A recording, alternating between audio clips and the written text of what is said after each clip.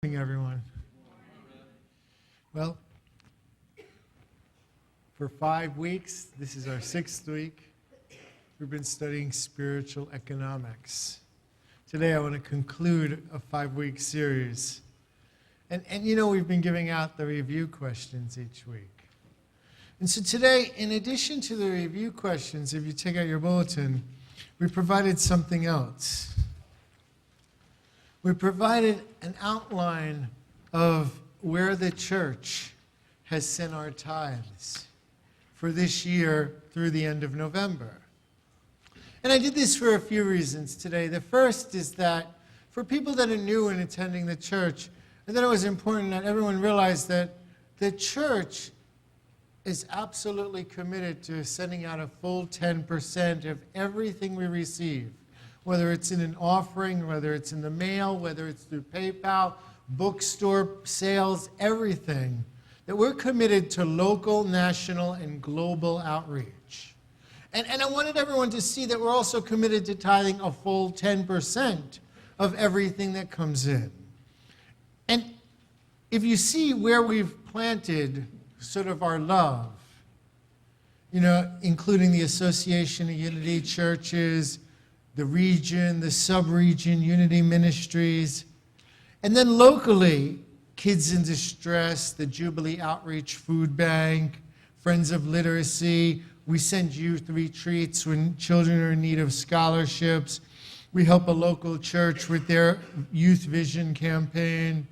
We send out special tithes to members with special needs. One that we've committed to this year is there's a member of our ministry who was in a serious car accident and his arm was severed. You may know him, Ramiro. And he had doctors in Boston offer to do $150,000 surgery for free if he can get to Boston and go through all the therapies. And he's had a number of surgeries. And so we, on a monthly basis, send him a stipend to pay his rent so that he can do the full-time physical therapy involved. And we're committed to that for as long as it takes. We help other people. We've helped Pioneer Churches in Unity of Naperville for 2 years, I think. We sent them a monthly stipend because the minister was working for free as she was planting a new Unity church. We send out our tithes globally. We sent money to a Unity minister doing work in Nigeria, to the Global Hunger Project, because the Global Hunger Project teaches people how to farm and doesn't just show up with bags of food. They actually teach people. We've sent, as you know, if you were here last week, Annalisa thanked everybody. But that was only one scholarship. Ashley, I know in June, came up before the church and thanked everybody for the scholarship we gave her. We gave another scholarship to a teenager who went to vocational school this year and helped him with $2,000 of his tuition and all the tools that were required to buy in the mechanics program. We send out adult education scholarships. You know, recently we had a healing retreat here, and there were a few people that wanted to attend but didn't have the money. I think it's important that we know this, because the chapter this week, chapter 11, is on tithing, and chapter 12 in the book is on a new world order.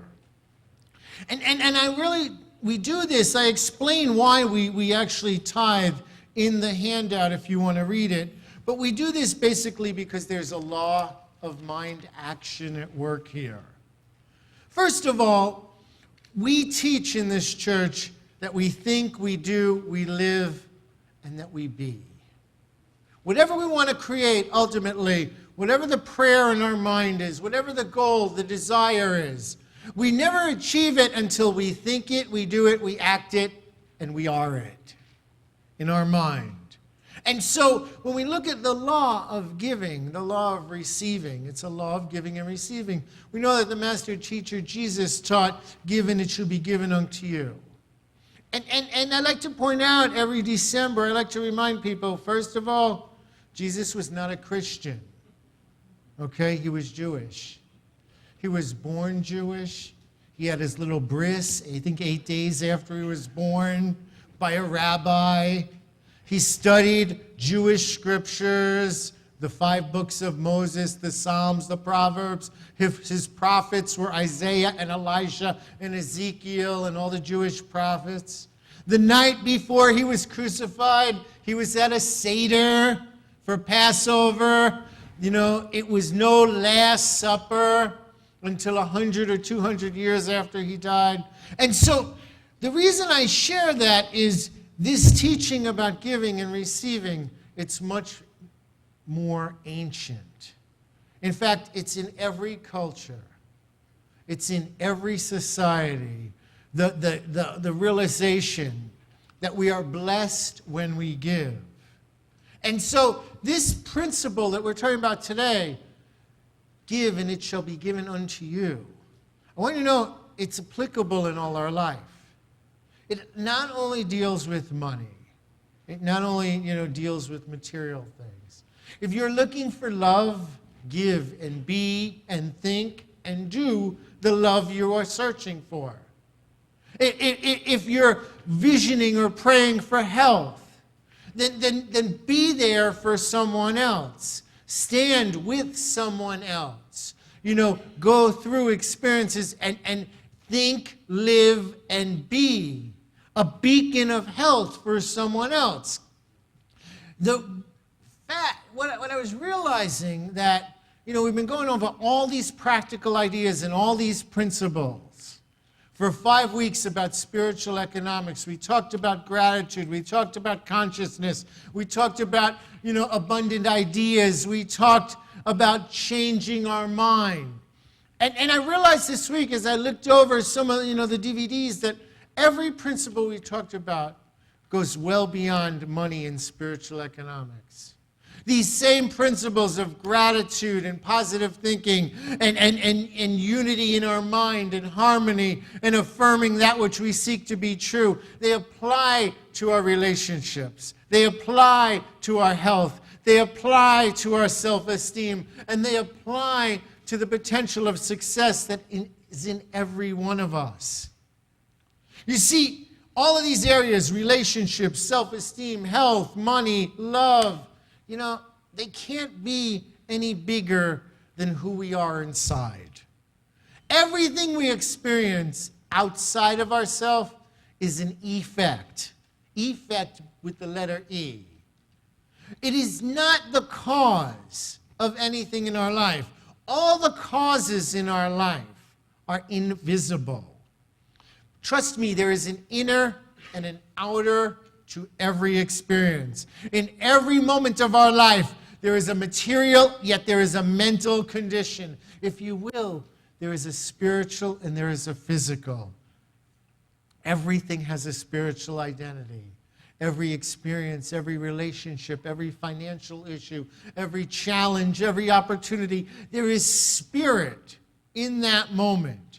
And it is the spiritual cause, which is the side that always has the greatest significance when we are conscious of it.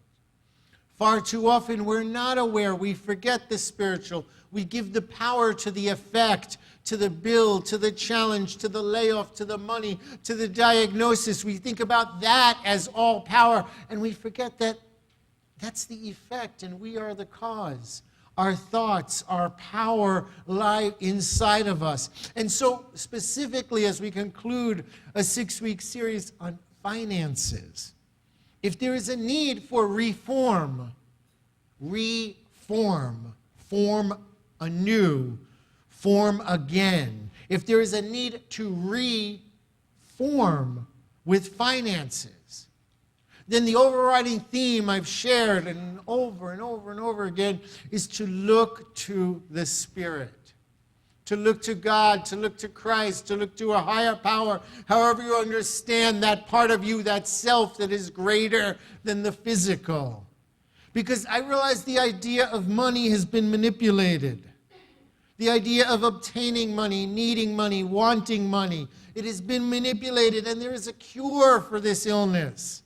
But the cure is spiritual.